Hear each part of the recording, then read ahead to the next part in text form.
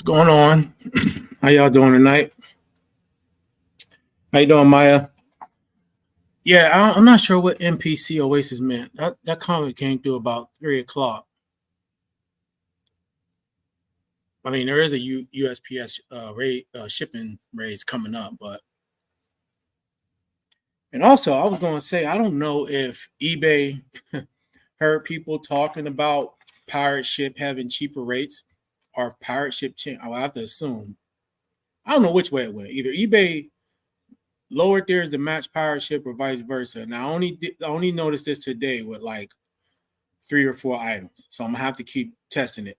However, I did notice today that where pirate ship is usually cheaper for the 15 ounce on up, eBay's price was the same when it comes to ground advantage.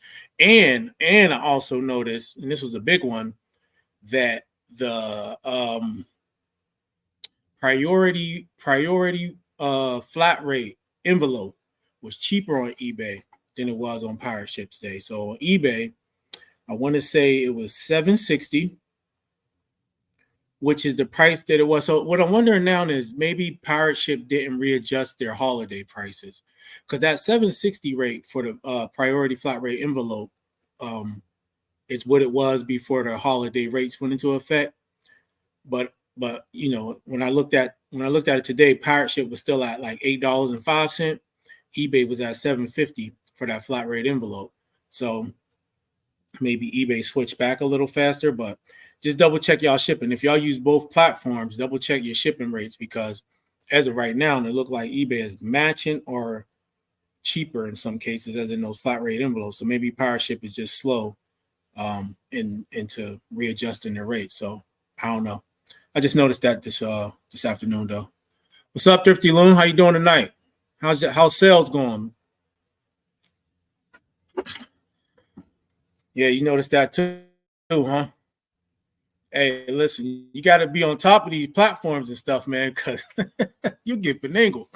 They be trying to flim us, man. I'm telling you. And if you only use one platform all the time, there might be an adjustment. You don't even know it. And you could be losing money, you know?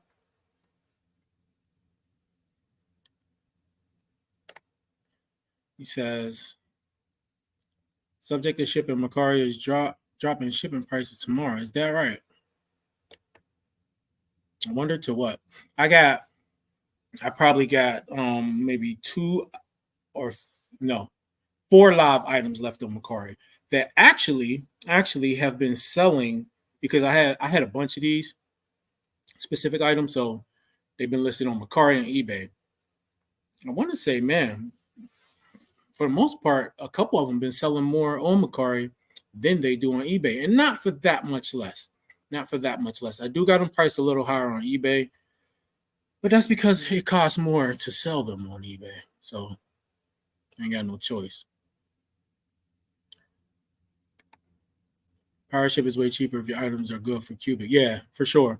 Yeah, because eBay ain't got cubic. That's the only thing I wish that eBay would do, is go to those cubic rates. $6.99.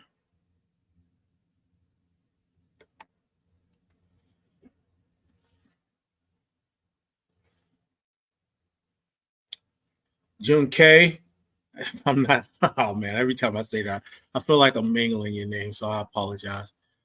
But how you doing tonight? Flat rates have been cheaper through Pirate Ship for a while. Yeah, mine's too. The cubic is generally cheaper, of course. Check both sites. Yeah, you got to check. But like I said about those 15 ounce rates, they had generally been cheaper on Pirate Ship over eBay, but today it was the same. It was the same.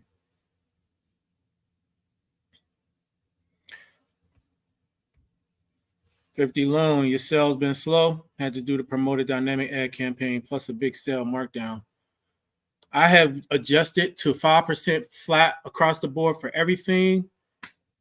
And I really haven't. I mean, I had some slow days, but honestly, overall, I haven't really seen a big difference between that and when I was doing half 5%, half 10%. The only difference is I was giving eBay double the money for, I think, the exact same amount of sales. So there really was no need for me to even go that high, but I was trying to test it out to see, if there would be and there wasn't.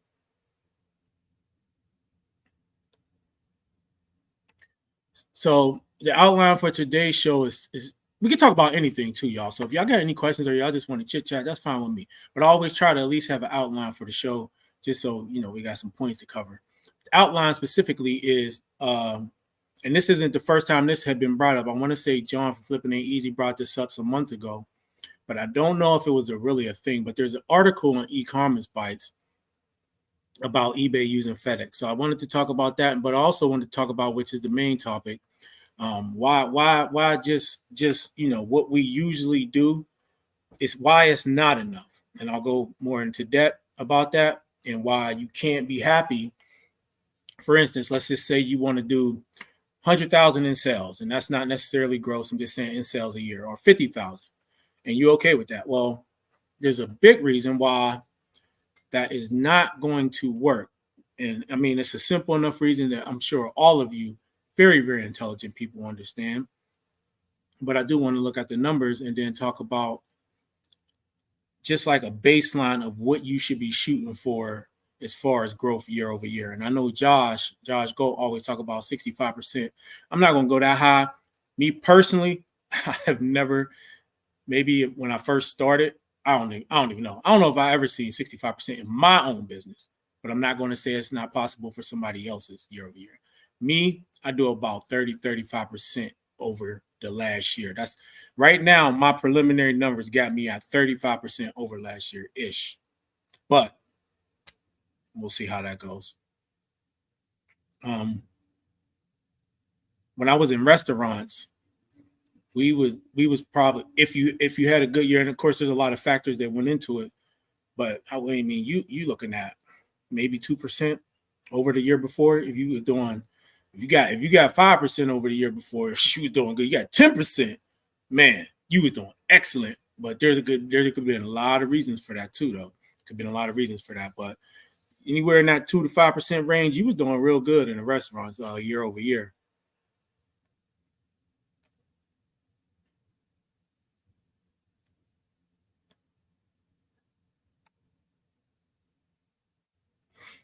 All right, so look, let's go into this e-commerce bytes article real quick. Let me share the screen.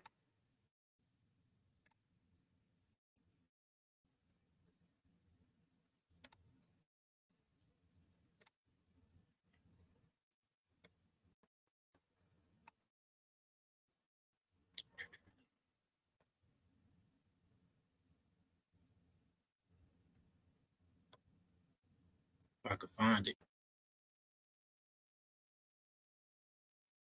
Where did it go?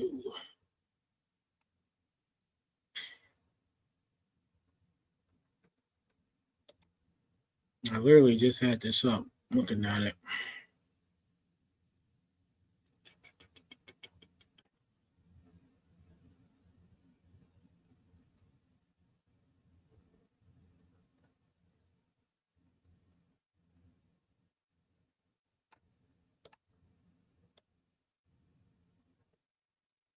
All right. Let me see.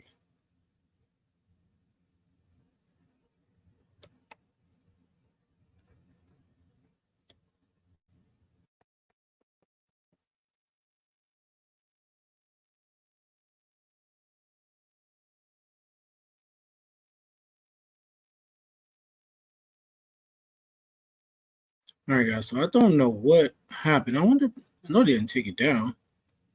So on e-commerce bytes, they had an article talking about eBay using FedEx, and this was a recent article because I want to say the date on it was the 15th.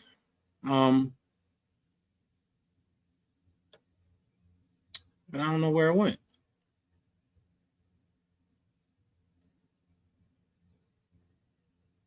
Damn. Let me see something.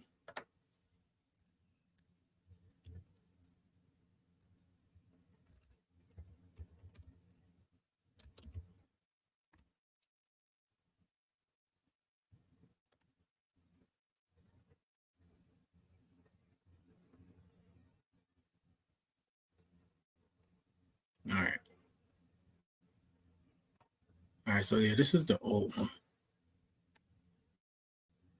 But I could have swore that I saw a newer one. But I was looking at this ain't the one I was looking at.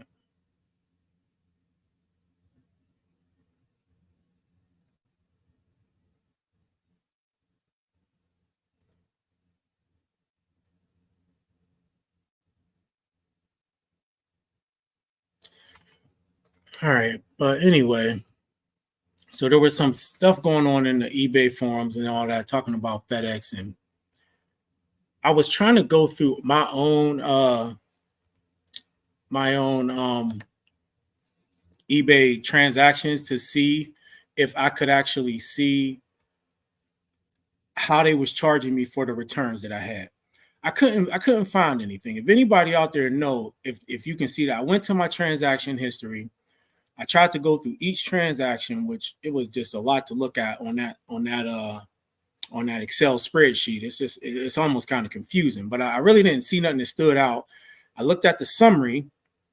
It'll show you like labels, but I couldn't see. And of course, I've never really paid attention to the returns I get as far as the label that's on the box, because Walmart, I get a good amount of Walmart returns, but Walmart uses FedEx. So I really don't even pay attention to the labels. But my point in bringing this up was because in the forums, there was more people complaining about it. And it was just complaining about the fact that, of course, you don't get to choose and the price could be higher. And then customers, the issue for the customer is that it's not as easy for some customers to use FedEx as it is for USPS. Because, of course, USPS comes to your house, you got a mailbox, and you can actually leave items at the mailbox or in the mailbox for them to take when they pick it up, when they drop off your mail. And so it just made me think about that, and the fact that I don't really know how I feel about it. I know Walmart charges us who sell on there for returns, and they use FedEx. The price itself doesn't seem too high. So let me see if I can look at real quick in my account and see. They just paid us yesterday, so I'm not sure that I'm not sure how up to date. I'm not sure what the amount's going to be. Let me see.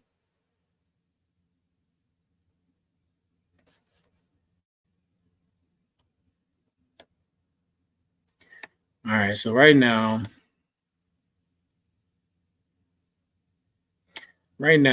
I have, so there's a line on the Walmart page for payments that will show you. It says adjustments. It says Walmart return shipping service charge.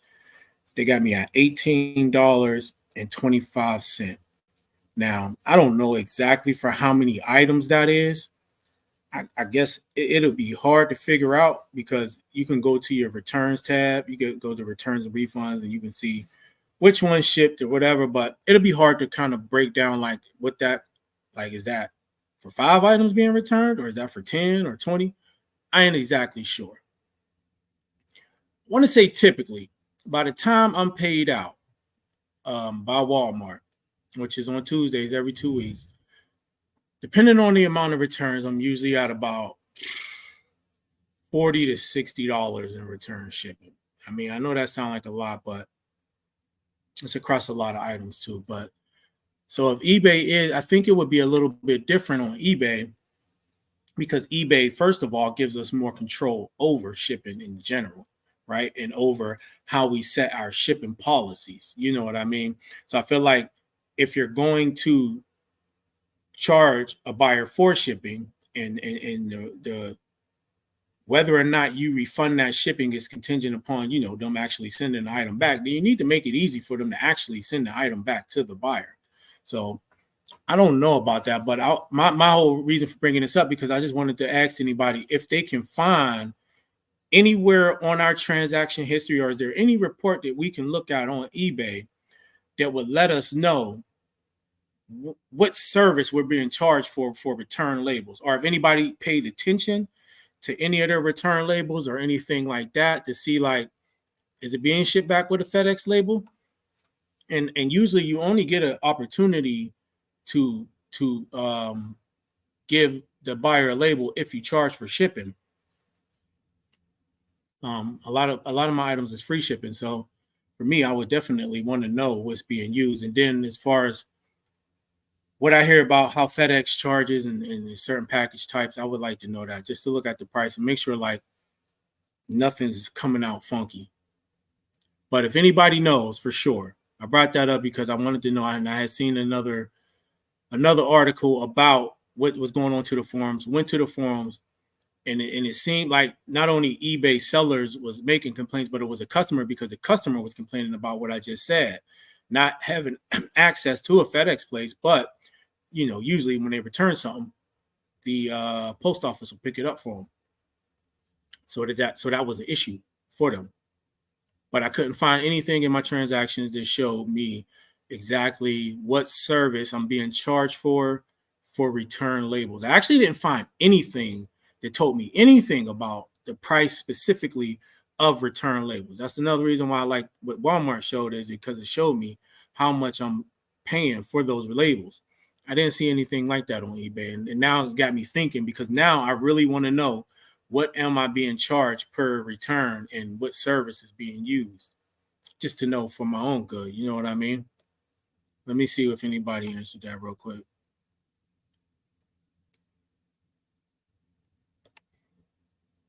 Maya, I'm gonna come right back to that.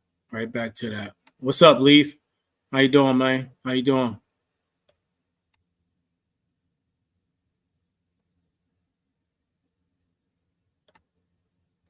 They don't deduct it from your funds or payment method on file. Oh, don't they deduct it? I don't know what you're talking about, 30 Loon. You talking about Walmart or eBay? Walmart just take it out of your funds, so you'll never see that money anyway. They just show you on the line item how much you pay. As far as eBay go, yeah, they take it from your funds, but the question is, what are they using? Are they actually using FedEx labels? Do you still have a choice? Not sure. I actually want to see specifically what the total cost is, and I couldn't find it today. I went through my whole transaction history over the last 12 months. And I didn't see anything in there, and that was like super annoying because it was so many like lines and numbers. I could have totally missed it, but I didn't see anything. No returns equal no problems. I wish I could have no returns. You'll have to search the date or order number, but they're all there. I searched for some dates and for some orders. I'm just saying, like, it don't show me the cost of the label that eBay generated. Because here's something else I was wondering. So usually when I create a listings, right, I don't necessarily, if I'm charging free shipping, I don't necessarily put in the exact weight and dimensions, right? I just put something in there because I know, and then I'll just set it when I go to ship. But then I'm wondering, is that biting me in the behind? Because if the item needs to be returned, what is eBay going to go by, right? I don't know. So let's just say, for instance, I got a 2-pound item. Let's say I put 2 pounds in there, but I don't put the correct dimensions of the item. Would I get a cost adjustment on a return label? Or would eBay, or if I just put the wrong weight, either way, how would that affect? I mean, it's just some questions I got about how that works. Do eBay use your weight and dimensions that you use when you ship the item to generate the label for the return? I would assume that they do. If they do, then that whole process is way more important than I used to think, and I probably should make sure that I'm probably filling that stuff out correctly. Now let me go transactions tab, but you have to filter it, and it depends on how the return plays out, because if you get a return shipping credit because you report the buyer, that goes on to the next month. Yeah, Maya, it seemed like it's a lot to go through to find it out. Just listening while I make the kids supper. Did your main screen on your eBay app change today? Mine did, and I feel like a grouchy old man. I don't think so. Now that you said that, let me check it out and see. I don't see nothing different. Josh, maybe you on a different server. That's why you got it. That's why you see that. All right, let me answer this question for you real quick, Maya. When I buy liquidation and wholesale, what do you usually find when you buy liquidation and wholesale? What do you usually find the flaw rate is? What's an acceptable flaw rate usually for the industry? I know what you're saying. Well, first of all, that's going to depend on who you buy from, because some people, will send you trash. For me, an acceptable rate would be, I don't know, 2 to 5%. I can live with 2 to 5%. Anything more than 5%, then there better be a whole bunch of items in there, or a good amount of items in there that have really good margins. So if you're talking about more than 5% up to 10%, now typically anything more than 10% is a problem, and I'm gonna probably contact the person, and then after that I'll never do business with them. I usually don't go back to a source if I get a crappy shipment. Maybe it depends. If they immediately fix it, I'll try it again. If they immediately fix the problem. But if they don't, then I won't.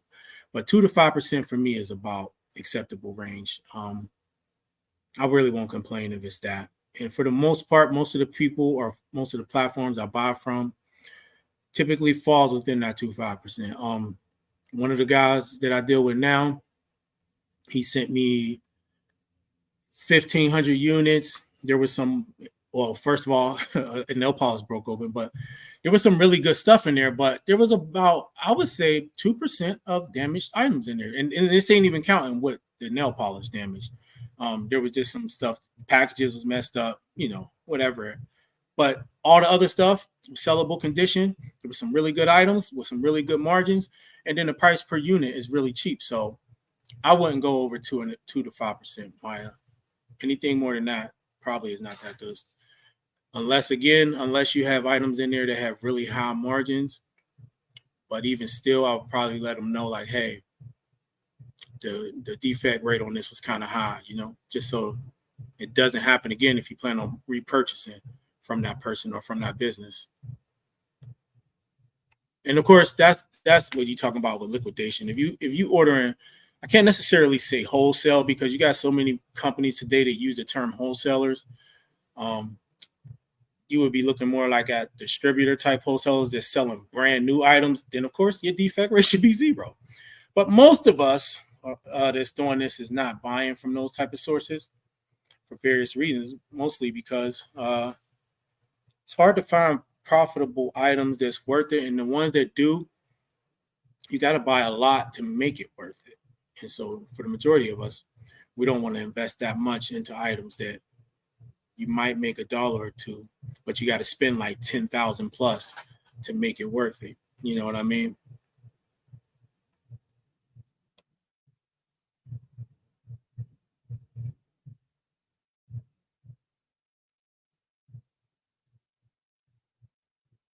What's up, Anytime Picker? What's up to your channel last night? I'm gonna go watch some of your videos later on. I see that you do like and that's Roman, right? I see that you do different types of videos too, so that should be interesting. I like taking in a variety of content. eBay's broken. Nothing will work and everyone should quit. Yeah, everybody should quit. Especially people that sell health and beauty and stuff. Just quit. It's not worth it, y'all. The margins ain't high. A lot of people complain. Just quit. Just quit.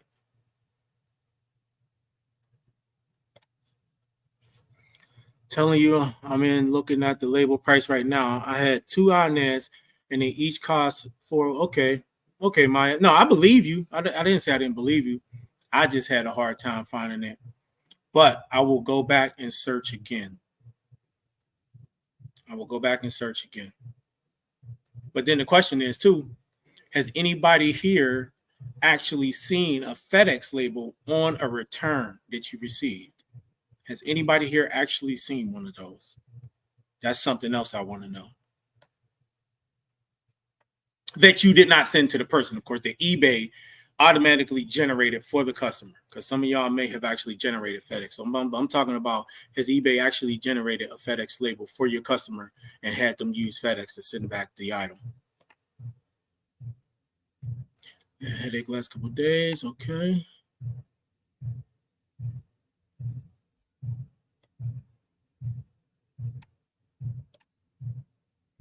People on eBay forums are confused because it took me 3 minutes to find this info. Hey, I do not doubt that people on eBay forums can be confused. That happens a lot in the forums, for sure.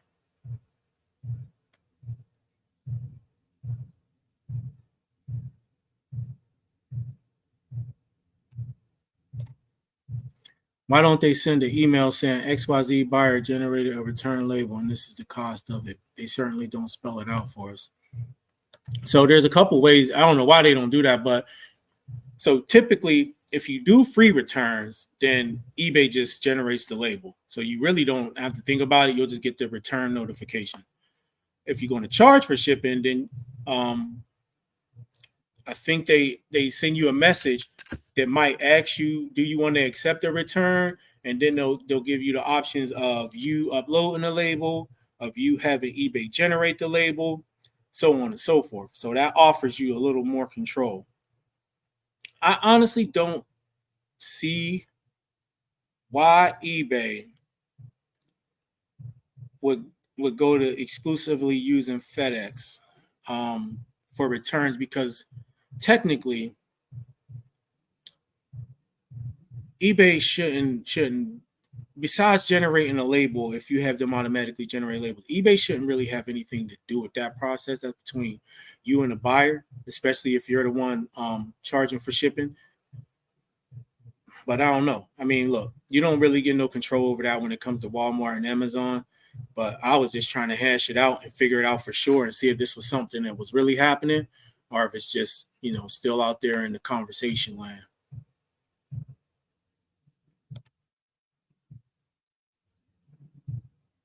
Other adjustments. I don't think I looked at other adjustments. I did look in shipping labels. I don't think I looked at other adjustments. Adjustments is where the return label subsides and or subsidies end up if you report the buyer. Okay, I didn't know that. I actually think I know what you mean. So when you might be talking about, so like when eBay send you an email about one of your labels being adjusted, maybe you're talking about that page, Maya. I know I've gotten those emails and found that page. I actually had to bookmark that page because I never knew how to get back to it. So I do have that page bookmarked if we're talking about the same thing. No different than Warren, but at least we finally saw some sun. Yeah, hey, listen, it was so cold this morning. It was like, man, when I went out, it was 4 degrees and it says it feels like negative, what? I don't know, -5 or something like that. But it's so cold. The little temperature gauge on the inside of my vehicle still stuck on 4 degrees. Got up to a whopping 19 degrees. I can deal with that. I can live with that. 19. eBay servers got frozen from all this cold weather. Yeah, so somebody probably didn't get sales. Which one of y'all didn't get sales because of the frozen servers? Let me know in the chat. My only sales today was finding Bigfoot kit. I had a Bonanza sale, though. I need to get on Bonanza, man. Extra 2-3 sales a year ain't never hurt nobody. It never hurt nobody at all. Send the eBay Corporation and all their broken servers. Health and beauty is my main jam. Listen, you're going to want to get out of it, John K. You're going to want to get out of health and beauty. It's not profitable on eBay. I'm telling you. You got to pay. You got the promoted rates getting higher. The fees is going up. Shipping's going up. It's just not profitable enough, man. Trust me. Just let me deal with it. Just let me deal with the headache. It's not worth it for you. No on FedEx. I don't think eBay generates FedEx labels. AE had this issue, so maybe ask them. I don't think so either. But just wanted to ask people that's smarter than me whether or not this was a true thing, or if so, where I could find it at. Got a couple returns a week, 100% this last year have been USPS, sometimes ground advantage, sometimes priority. Josh, so maybe you know this, or like I said earlier, anybody might know this. Does eBay generate the return label based on the weight and dimensions you put in your listing? Because if so, I probably should pay attention to that, because I don't put the correct weight and dimensions in my listing.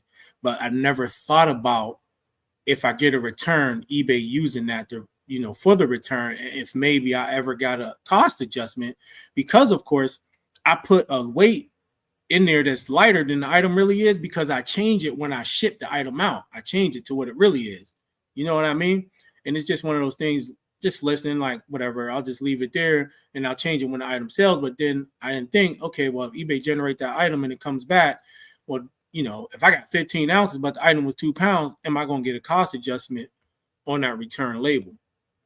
All this just made me think about that. So I could be kind of shooting myself in the foot by being lazy.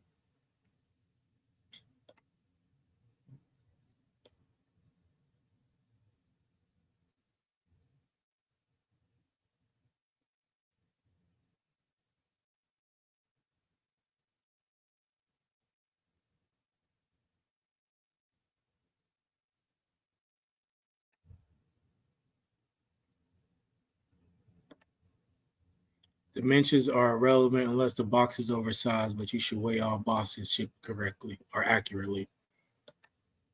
I don't know about, look, I'm not saying you're wrong. I just don't know about the dimensions being irrelevant, because dimensions can change when you ship into a customer.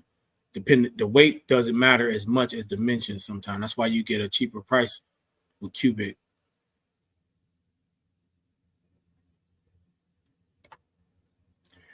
On eBay, you rarely get return, only one in Q4. Yeah, I don't get that many returns on eBay. Not as much as Walmart and Amazon. Nowhere near as much as Walmart and Amazon. My return rate is about 2%. Last time I checked, return labels were based on the weights you put in when making a listing, but it's been a couple of years since I've checked. And you're probably right, so I should probably pay more attention to that. And my return rate on eBay is less than 2%, but on Walmart, it hovers around 2%. My return rate on eBay is, let's look at it.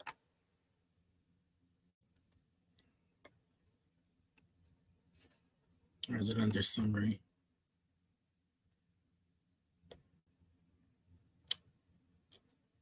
I still got a defect for late shipment. I don't even know how that, oh, you know how that happened? So they gave me a defect for late shipment because it took longer to get there, which really wasn't my fault. I tried to get it removed and they wouldn't remove it. It was supposed to be 5 days. They said it got there in 9 days.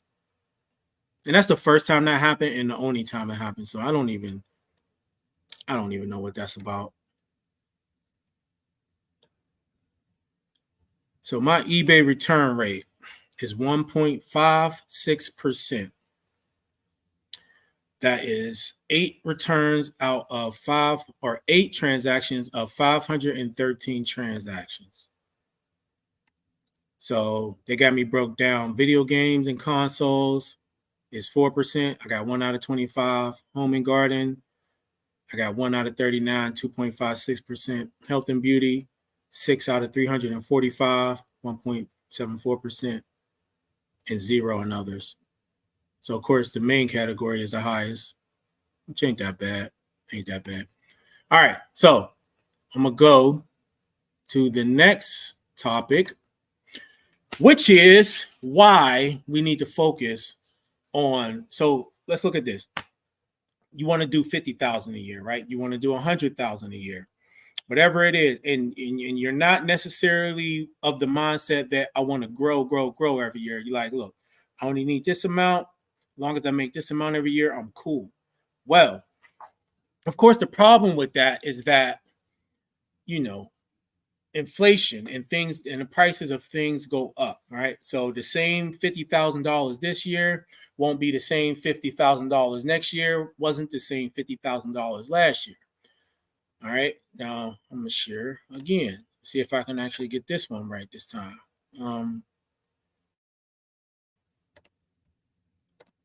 And this is some interesting numbers right here, guys. Now, if you look at this, this is the US inflationcalculator.com. All right. And it shows, so from 2013, it shows from 2013 all the way over to 2023. Now look at these low rates though, from 2013 all the way up to 2020. You got 1.5% in 2013. 2014 was the lowest at 0. No, my bad. 2015 was the lowest. So you only had 0.8% and 0.7% between 2014 and 2015.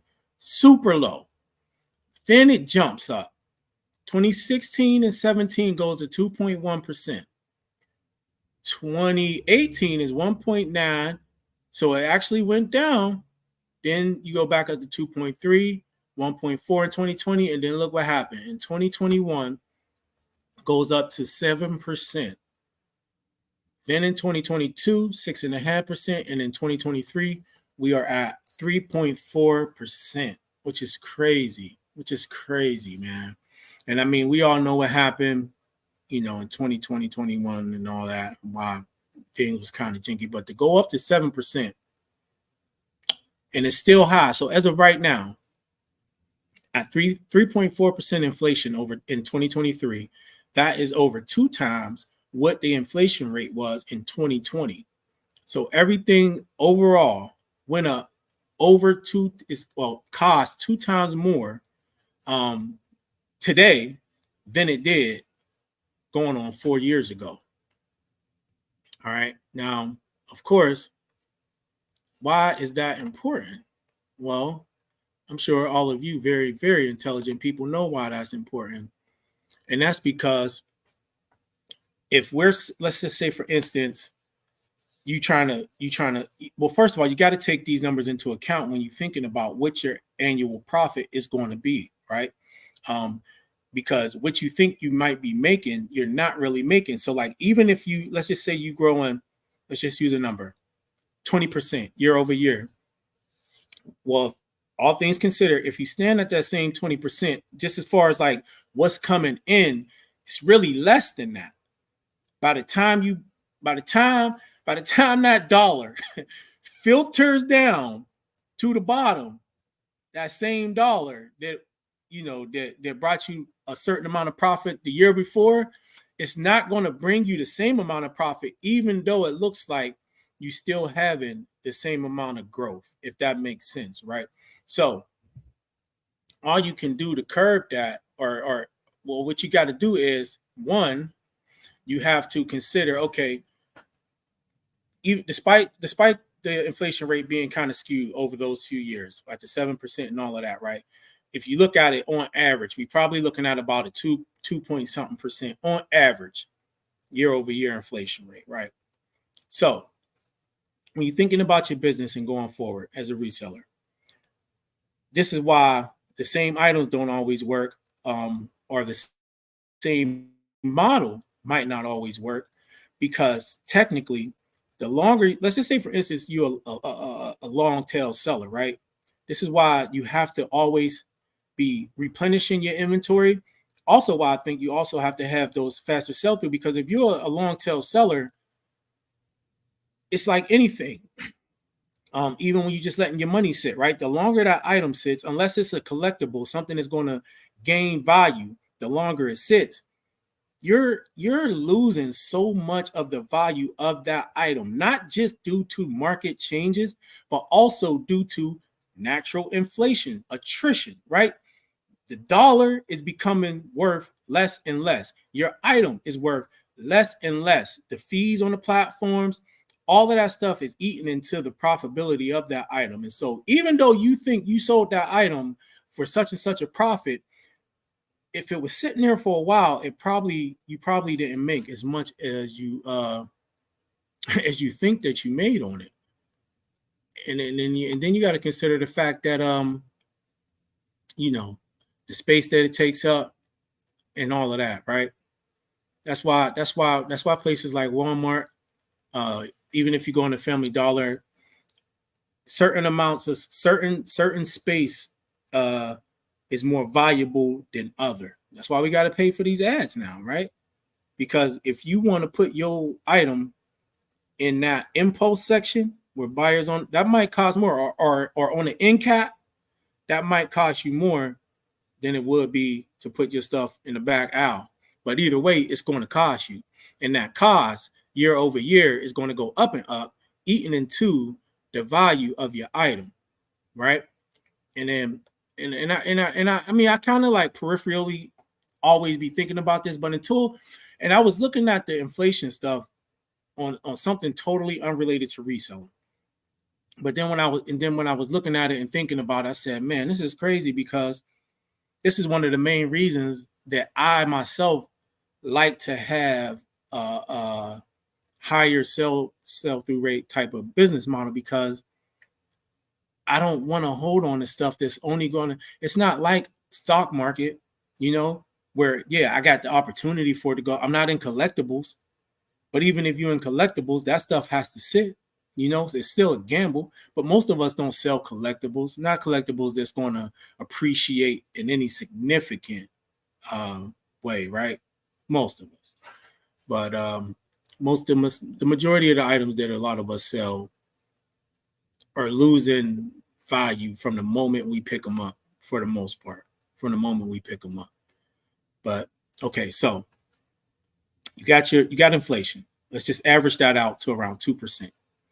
Now, what do you got to do? So do you got to match that 2%?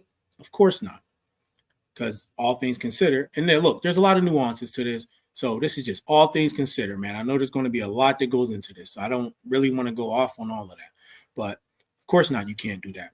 What you have to do is you got to say this. Well, if I'm looking to grow 20%, well, in actuality, you got to grow 22%, right? Or 23%, because that first 2 to 3% is going to cover you for the annual rate of inflation. And then the rest will be what you desire. So it's never what you think it is, like off the bat. Oh, I want to grow 10% or 15%. Well, no, it's 12%, 13%, it's 17%, 18%. But then that means now, because you need to make that much more, now you have to find items that's going to help you make that, because now the same type of items might not help you make that goal. They may have been helping you make the previous goal, but not this goal. You understand what I'm saying? So this is why it's important to at least take a look at these numbers, not just the numbers in your business, but the numbers in the economy and what's going on, because the same business over time theoretically will net you less money over time, all things considered. If it's the same amount of revenue coming in, the same business model, and you can still be making a profit. Don't get me wrong. You can still be making a profit. But technically speaking, as you go year over year, the profit's going to be less and less and less and less. And it can actually drop down significantly if the markets that you sell in take a dive, right? And so let me get into the comments real quick, and then I'll finish.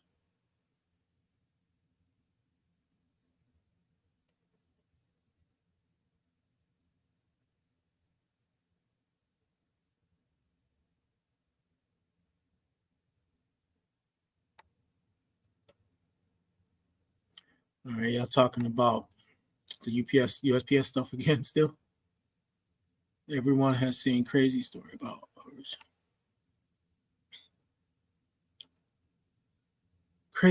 the overage charges, UPS and FedEx. Yeah, I heard some of those stories. It never happened to me, thank God. Actually, happened one time with UPS, but I did get it overturned.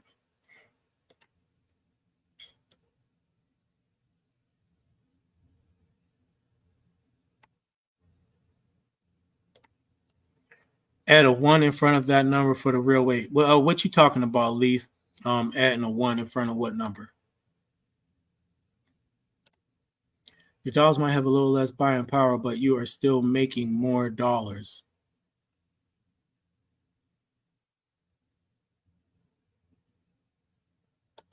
Yeah, all right. So that almost kind of seemed contradictory. Dollars. Let me see. The dollars have a little less buying power, but you're making more dollars. Okay. So first, I was saying if your mindset is I just want to make this certain amount, it would affect you more. Of course, if you're growing year over year, yes. But if you don't know how much you need to grow to cover for things like inflation, then you're not making as much as you think you are. I mean, yes, we can have like a general idea. Okay, well, yeah, I'm profitable still, all things considered, but how profitable? So for instance, in QuickBooks, here's what I do. Once my accountant gets done putting all my numbers in and everything for 2023, I go in and I run the reports so that I can look at all my numbers this or last year in 2023 compared to 2022 and compared to 2021, and then I run it so that it shows the percentage of increase or decrease.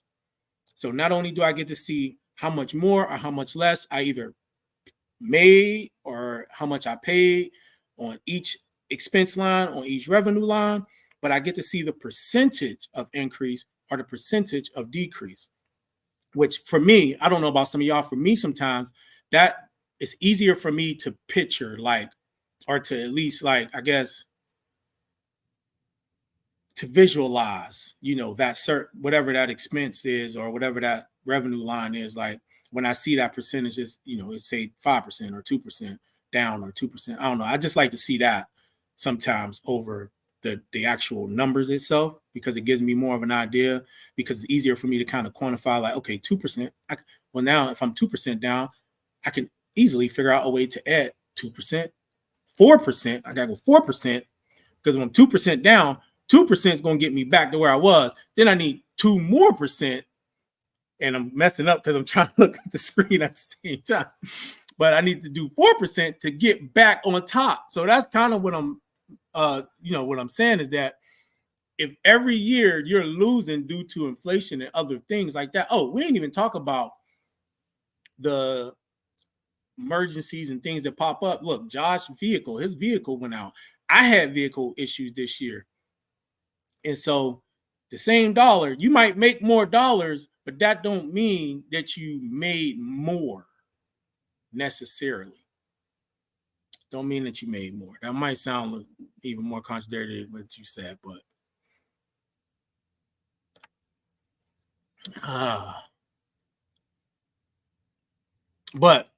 you're right, MPC Oasis. If you're beating, so if inflation last year was what did I say? Did I say 3.4? 3.4%. If inflation, so they said inflation is 3.4%. So even though most of us, I'm going to say all of us, probably made more than that, we still are 3.4%. We're netting 3.4% less.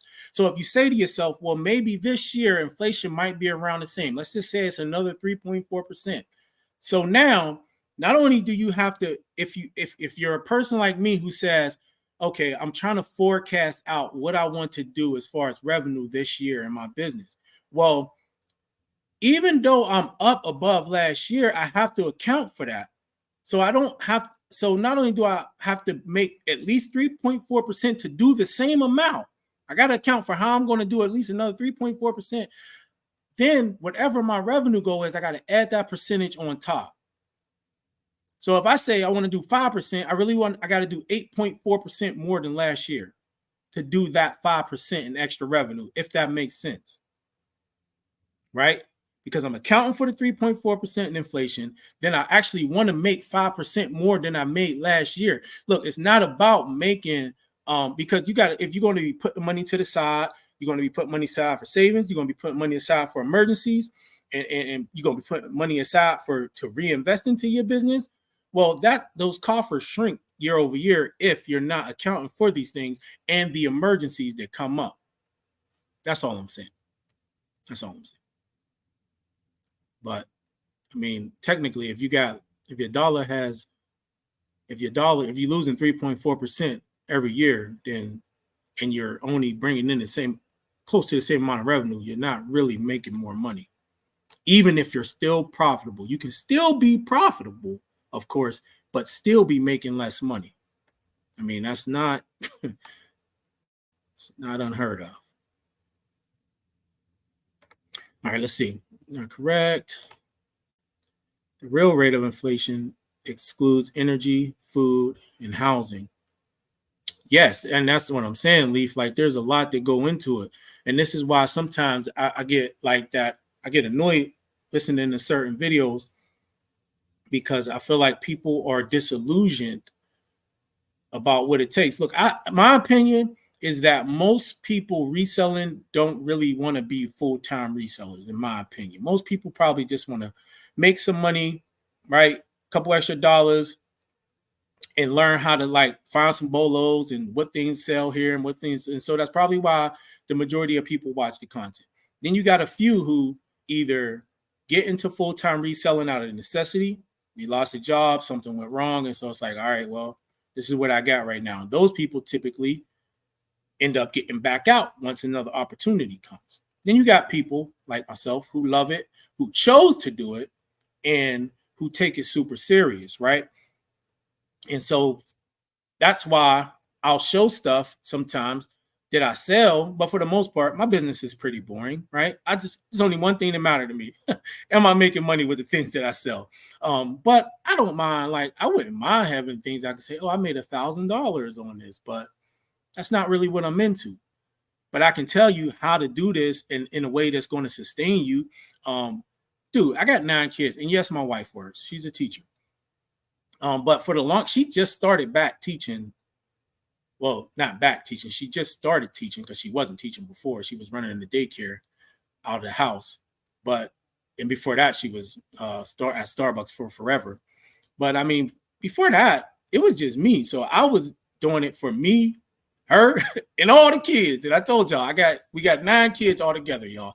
So like, this isn't like, I don't care about flashy. I care about having a sustainable business. And so bringing up these numbers to y'all, like, I'm telling y'all from experience what you need to be looking at, what you need to be focused on. So this would determine the type of items that you will decide to chase down, right?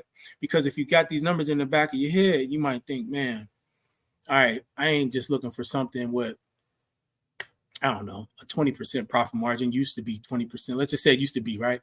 20% profit margin. Well, now in this year, that has to be 25%. Like, you can't go out this year with the same mindset for sourcing that you did last year, because last year's sourcing mindset is not going to necessarily, it can still make you profitable. But what I'm saying is, if you want to be more profitable than you were the year before, you have to add those percentages to whatever your previous percentage for margin was. Hope that makes sense.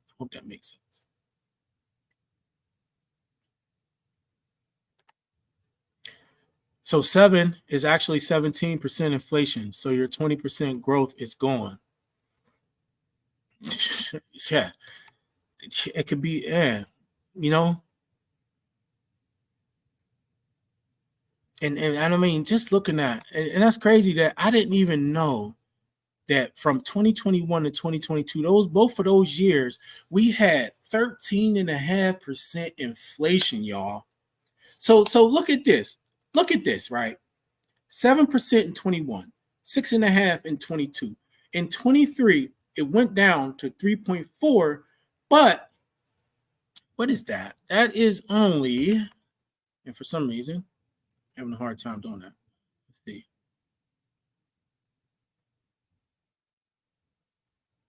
All right. So that's only 3.1% difference, right? 3.1% difference over 2022 from last year. I mean, you probably got to assume that 2024 is still going to be, it's a good chance it ain't going to fall under 2.5% for sure. Definitely ain't going to fall under 2.5%. I seriously doubt that. And only in those mid 2000 years was it under 2%. That's crazy, man. 13.5% inflation in 2 years. That's why everybody's feeling the pinch, y'all. Everything costs 13.5% more, just about everything overall. So your dollar is not a dollar. It's like 83 cents, somewhere around there. I don't know.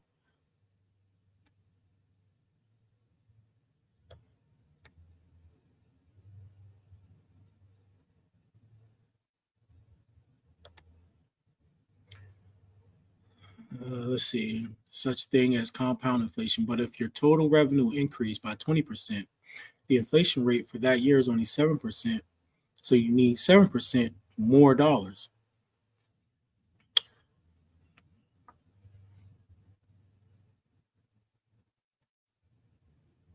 Yeah, so listen, MPC, if you increase by 20%, inflation was 7%, then you really only increased 13%, if I'm not mistaken. Am I right or wrong?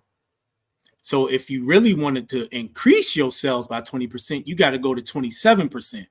The first 7% accounts for the 7% inflation, and then 20% is going to be the 20% target that you had for profitability for that year.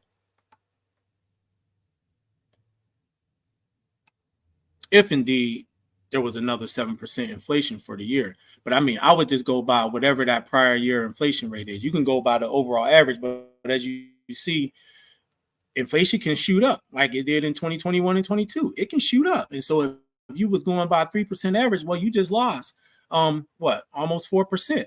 Like you lost another 3.5%.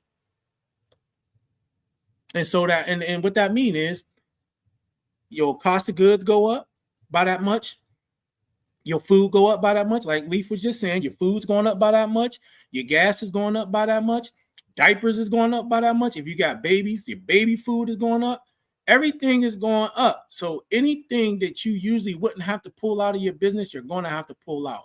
So if my goal for this year is to do 20% more than last year, at a minimum, it got to be 24%. I'm going to account for 4% inflation. But then I might say, well, dang, now I might need an extra cushion. So maybe I'll just go to 30% to cover all my bases. Boom. Okay. Now, are the items that I'm currently sourcing going to help me reach the goal? They very well may. However, you may have to increase the volume that you're selling. So for instance, I can have, if the same type of items that I'm selling at the same volume right now, that might not help me reach that goal. But I might not necessarily have to change the type of items I'm selling. I just might have to do more volume in order to make those numbers, right? I don't have to necessarily change the business model. I don't have to change what I'm buying. I just might have to buy more and sell more to get that 30%. And these are just all made up numbers, right? This is nothing specific. So if I did 30% last year, I might say, well, dang, I need to do 40% this year. So I have to increase by 10%. I have to increase my volume by 10%. How do I do that? That's when I sit down and I come up with a plan on how to do that. I mean, look, even if you're doing this part-time, these are things you can consider. And these are things that you can look at and say, well, damn, I was putting this money in my retirement. My retirement ain't much worth as much as it used to be. So how can I do that? Well, I got to cover inflation, and then I got to add more on top of that. So maybe I got to source an extra day or two. Maybe I got to source an extra few hours. Maybe I got to add some items with higher average sale price. I don't want to do more work. So if you don't want to do more work, you got to get items that have a higher average sale price if you don't want to do more work. Either way, you're either going to have to sell more, or you're going to have to sell more items that are bringing you in enough to cover those numbers. Because I really believe that 2024 is probably going to be about the same when it comes to inflation. Look, once things go up, y'all, they very rarely go back down. I mean, in 2013, we had 1.5%, and then 14 and 15, it did go down fairly significantly to 0.8 and 0.7. However, and then there in 2020, it went down to 1.4, but we all know what happened around that time. And then it shot up because everybody was price gouging. But on average, we're looking at about 2.5. So we need to be thinking about these things in our business. If we consider ourselves to be running a business, that is, if you're just doing it for fun and you just want to sell some stuff and whatever you make, that's all fine and dandy. And you can disregard everything that I'm saying. But if you want to learn just how to take your business to the next level, be a little more serious about your numbers, understand what you need to make every year. Hell, even if you're doing it to pay into your retirement fund, like your retirement fund is not worth the same this year that it was last year, even if you made money. You know what I'm saying? Even if you made money. And I don't know about y'all anyway. I don't trust none of it. Especially if you're dependent on the government, and you probably gonna have some problems when it comes to retirement. That's a whole nother discussion. Leaf, you must be talking. Y'all going back and forth. Yeah, we got some snow here in Maryland. It's going to snow again tomorrow. You'll be all right, Maya. I'd rather have snow in that around 20, 30 degrees than this 10, 15 degree stuff, man. So I add, it's always good to source for inventory at garage sales or Goodwill bins because you will get more profit for your investments when sourcing at those places. I don't disagree with that. I already told y'all I was trying to do more of that. I'm not making that a huge part of my business. What's up, Scott? What's going on, man? I ain't making that a huge part of my business, but I do want to add it. But you're right. You can typically get cheaper items at a much, much higher margin that'll more than make up for whatever rate of inflation and cost is going on right now. I mean, and I said this in a different video. Even if you look at what a lot of wholesalers is doing right now, I told y'all there's a site that I used to buy from. They used to have really good pallets, man. So I could get pallets, and my cost per unit was like under $1, literally under $1. My defective rate was probably closer to 5% for that, but it was cool. It was cool, right? Because that stuff I could still sell at a cheaper price, but the stuff that was good was selling at higher margins. Way worth it, right? Way worth it. But they changed their model. They are very rarely putting up pallets now. And all those items that they used to sell in pallets for under $1 per unit, they selling at anywhere from $2.50 to $4.50 per unit. And this ain't the only site that I used to buy from or wholesaler that I see that's doing this. A lot of them are doing it. And so it's all changing how. That's why, man, the one guy that I met who I'm buying from now, I really hope he keep doing it the way he's doing it for a while, because I'm still getting stuff really cheap from him, really good stuff, man. It's like the very best connection that I got right now. And so far, he has not done that, but I mean, a lot of them are doing it, man. And so just when it comes to sourcing in general, yes, thrifting and probably garage sales are definitely going to be your most profitable avenues. Not everybody can thrift and do garage sales, depending on where you live, but a good majority of us can. But not everybody likes to do that or wants to do that either. So you just gotta, once you understand, what it is you need to source or how you want to source, you kind of take it from there. But again, maybe you add a couple days, a week, or a month to make up for that difference in what you really want to, but that goes back to knowing your numbers, knowing what it is that you did in revenue, knowing what percentage you want to increase and what percentage you actually need to increase to compensate for all of those factors. And then you can say to yourself, okay, I can keep this aspect of my business going exactly the way it is, but then I'll just add some thrift trips or some garage sales during the summer just to make X amount of revenue to cover everything else. That'll cover inflation. That'll cover what I might need for emergencies. Like, how many people know I'm sure all of us had probably some sort of money situation happen to us this year, right? Whether it's a vehicle went down, you got a flat tire, something probably happened to one of y'all where you had to take out a lump sum of money that you didn't expect to have to take out or maybe didn't plan on having to take out. And for some of y'all or some of us, it may have hurt us more than others. If you prepared for that, it probably didn't hurt you as much. If you didn't prepare, then it probably really did hurt you, right? But that's the whole point. So we ain't just factoring in inflation and other business models changing, even the thrift stores changing their business models, right? Taking more stuff, putting it online, raising their prices, right? They're not beholden to us. They don't run their business based on what resellers want, like that's just stupid. But they're doing what's in their own best interest, as they should. Garage sales, a lot of times, a lot of people are garage sales, right? They like, hey man, this is what eBay charged. I want a little bit more too. But whatever the case may be, you don't got to go out changing your whole business model. You just need to be aware of what it is that you're making and how much more you need to increase that to cover these things like inflation, to increase to cover the increases in cost of goods across the board, whether you're thrifting, garage selling, buying off of websites, retail arbitrage, everything is going up, man. Everything's going up. Your dollar ain't a dollar. They tricking you. It's not a dollar. It's not worth the paper it's printed on. Jerry Jones fired himself today. Yeah, okay. Jerry Jones fired himself.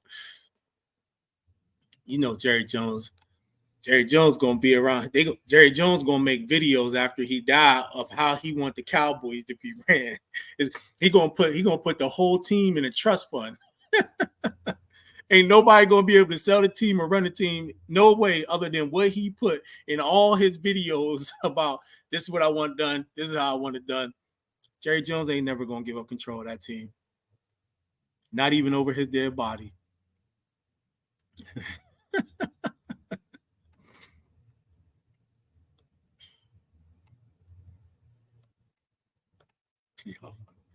Had enough money, I would have bought Cowboys from Jerry Jones and Corey. Hey man, Cowboys still got a good team. Cowboys good. Now the Browns on the other hand, I don't know about the Browns. Y'all tied up all y'all money in that that quarterback that ain't doing nothing for y'all. Inflation numbers are skewed. The government excludes food, energy, and housing from the calculation.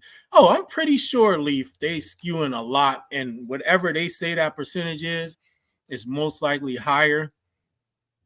And we in an election year, so I definitely wouldn't believe nothing they put out right now. Anyway, I would assume whatever they tell us is definitely worse times 2 or 3. And I'm not believing nothing that come out of their mouths, especially this year. Ain't no way. I'm not believing the jobs numbers. I'm not believing any of that. And so I take this Cowboys to get a chip. I get a chip with the Cowboys. But I'm a Steeler fan, man. I'm a Steeler, man. Steeler for life. So a 3.4 equals 4%, all factored in. Yeah, so if somebody tell you that's why it don't make sense to be content with doing the same amount year over year, because you're not going to be making the same amount year over year, even if you're profitable. You have to factor in how much more you have to do over the previous year. So if the previous year you did 20% more than the year before that, and you say, okay, well, if I did another 20%, you made more money. You made money, right? You was more profitable. You was 20% more profitable, but not necessarily. Because you just lost minimum 3.4% to inflation. So instead of 20%, down what? 16.6, right? 16.6%. It's kind of what you made. So then you got to say next year, I don't want to do 20%. I want to do at least 25%. But if you want to put money aside, then maybe you want to try to shoot for 30% more than you did the year before. That's going to change the way you source. That's going to change like how you approach your business. Trust me, when you have solid numbers to look at, when you have something like to actually something that's I guess tangible to look at, and you just ain't like flying by the, out there just willy-nilly, it's really, really, really going to change like how you run your business. It's really going to, it don't matter the scale of your business. It don't matter. It don't matter if you're doing 500,000 or if you're doing 20,000. It really don't. But your operation is going to be much more profitable and much more smooth than people who are not considering these things. And who ain't running their business with these things in mind. It's going to change it. I'm telling you, man. And you got to be aware of the landscape. Like I just said, everywhere I look, these companies are changing their business models. And why are they changing it? They're changing it because they have to keep up with the rate of inflation and other costs. And they still have to turn a profit that's more than before, because the same old profit ain't working, right? It's not working. That's why they're changing how they do business. That's why they're changing their pricing structures or their selling structures, right? It ain't just because inflation. There's a lot of factors, but the main thing is that they need to increase, or they need to increase year over year by the same rate of inflation plus whatever it is that they need to be profitable by to pay the bills and to put money in their own pocket. A lot of these places got employees and all of that, and they want more money. They want more money. Heck, even if you ain't got employees, but you're using softwares. These softwares go up almost every year. The price goes up, man. Heck, my insurance, I had to get insurance for Amazon. When I first got it, it was $72. It's almost $100 now for the same coverage. The same coverage is almost $100 from $72. And I only had it for 2 years. So in that 2 years, I almost went up $30 for the same coverage on insurance. That's just one thing, y'all. Just one thing. When I first started using Inventory Lab, I think it was like $50-something a month. I think it's up to like almost $70 or something like that. So that affects my bottom line. So there's no way in hell the same percentage that I made last year is going to do me any good this year. I have to make more. I have to add more to it.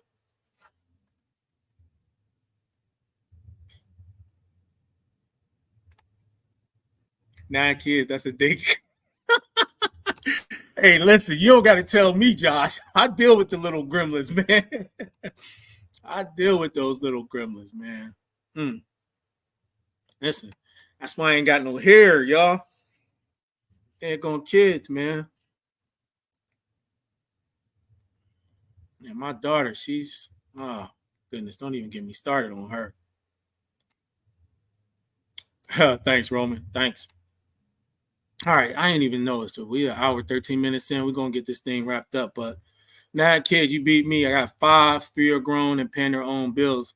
God bless your heart that at least you got 3 grown and paying their own bills. I cannot wait for the day that they start moving out. Look, I'm still going to be there to support them, but boy, I'm going to be the first one out the door. Look, today's the day. You got to go, man. Ah, boy. No. Only ones that can stay home is the girls. The boys, they got to go. They got to go. I'll keep the girls. We only got 2 girls. I'll let the girls stay.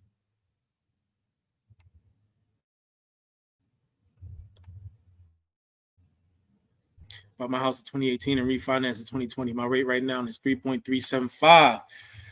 That ain't that bad, huh, Mike? I know they was talking about rates dropping 3 times this year.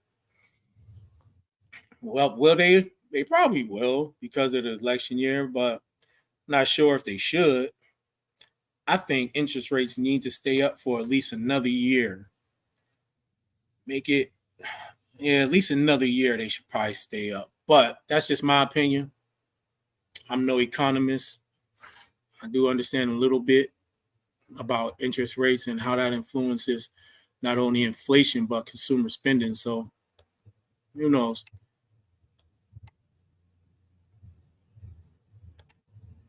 Yeah, same thing I said, Roman. 3.375 is not bad at all. I look at that and I'm like, wow, I'm glad I bought before all this got started. I bet you are. I bet you are.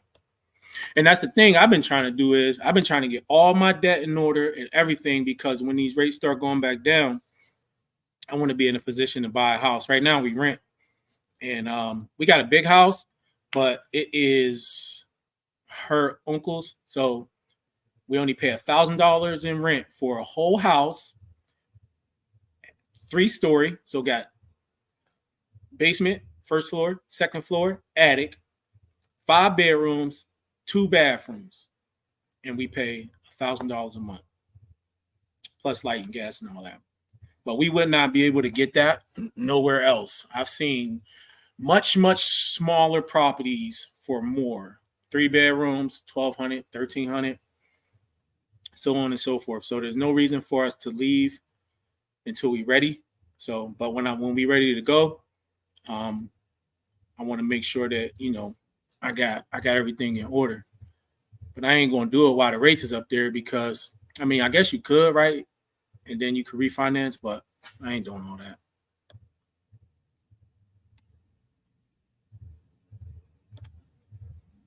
%65 of Americans are living paycheck to paycheck, and that is true.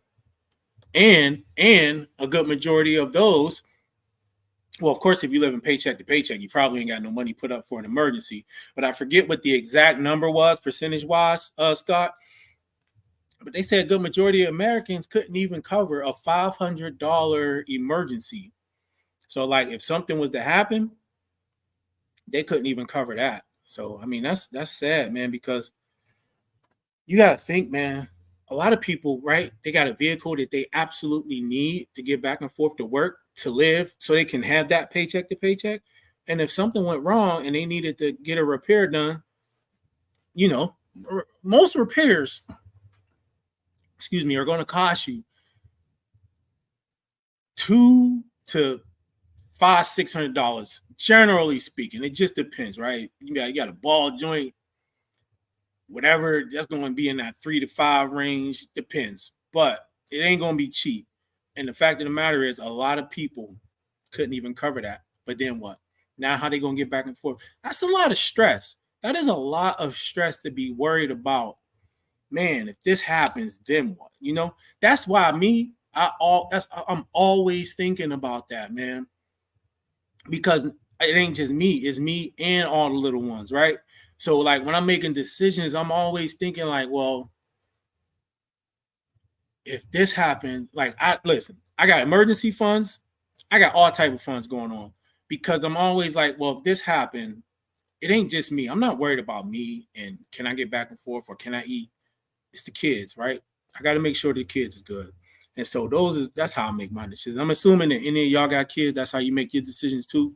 But even if you don't, guys, you gotta, who wants to be stressed out, like worrying about where their next paycheck gonna come from and waiting on eBay and what if you ain't getting no sales on eBay or what if this, like nobody wants to live like that. That's not why we do this, right? That's not why I do it. So I don't know about y'all. Jerry said, if me and you need money for reselling business, he'll be glad to give us some. Jerry gonna have to spend money on a coach. That's what Jerry gonna have to do. My paid off beater with a heater. Hey, listen, I'm right with you, John K. Paid off beater with a heater. I do all my maintenance on my vehicles, and I ride till the wheels fall off. Like literally, I'm riding till the wheels fall off. I got a leaky oil pan. You think I'm about to pay $300 to $600? No. I bought some. What is it? ATP 20.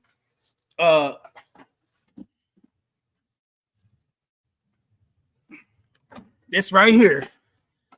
I'm gonna throw this in there and keep it pushing, man. Listen, I ain't paying no $600 for no oil pan replacement on an '06 Jeep Grand Cherokee. And then when it conk out, guess what?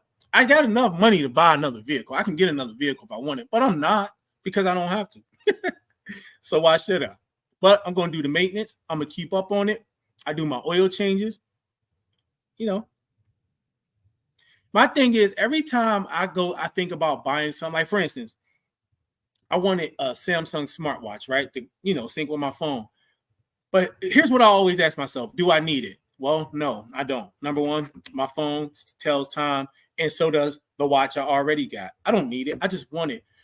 And so that kind of influence, like if I don't need it, I always think of something else that I could put it to that makes more sense or that might make me more money. That's just kind of where I'm at with a lot of stuff right now. There's all types of things I be wanting to buy myself sometimes, but it always goes back to, well, do I really need it?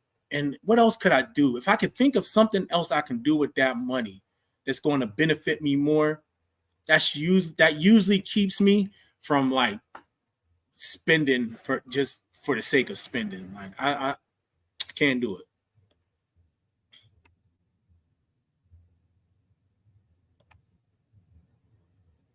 10 years old. I haven't had any major repairs yet.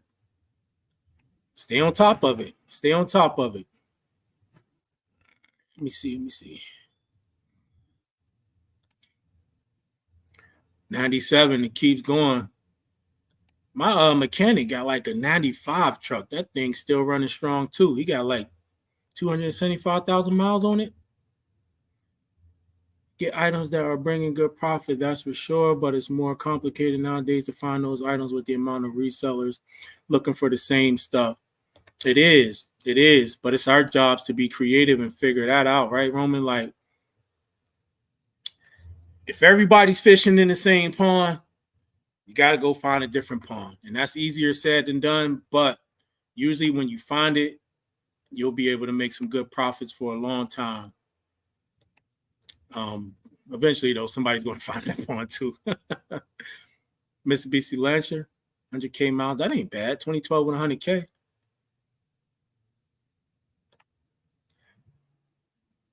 Hey, Scott, I even thought about that. In the summer, I thought about getting an e-bike.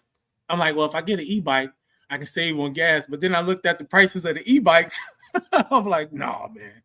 I ain't spending $1,500 on no damn bike. You got to be kidding me. Nah.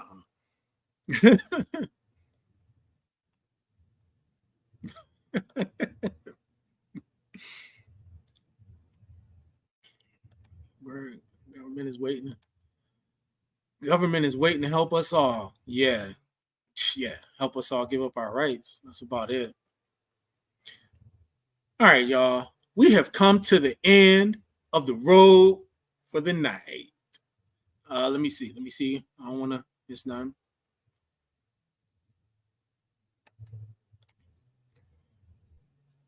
Took a net 7%.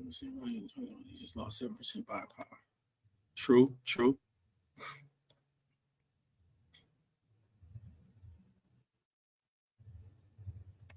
Hold on. I gotta address this. Come to California and we will make you have everything. Listen, Scott, ain't nobody coming to California, man, till y'all get rid of that governor, bro. All of y'all that's over there, see, y'all don't know what's going on because y'all haven't been out in the free world yet. So you don't know how much freedom there is out there. He got y'all used to like being oppressed, man. Nobody's coming over there. Us out here in the free world, we know the freedoms we got. So we ain't about to go over there where you can't do what you want with your kids. You got, oh man, it's crazy. They want you to pay $20 an hour to somebody to work at Burger King. Come on, man. Y'all probably, you talking about inflation. Y'all gonna see like 8 or 9% inflation over there, while the rest of the country's only at 3.4%. Yeah, jeez. Everything's about to go up. It's already expensive over there. I feel sorry for you, man. I'm gonna pray for y'all. I'm gonna pray for y'all.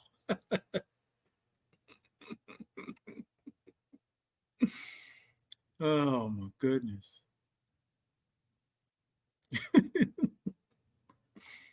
All right, y'all. Listen, I'm about to get up off here. I appreciate y'all spending time with me tonight. Look, focus on your business, focus on your numbers, figure out what you can sell and where you can source.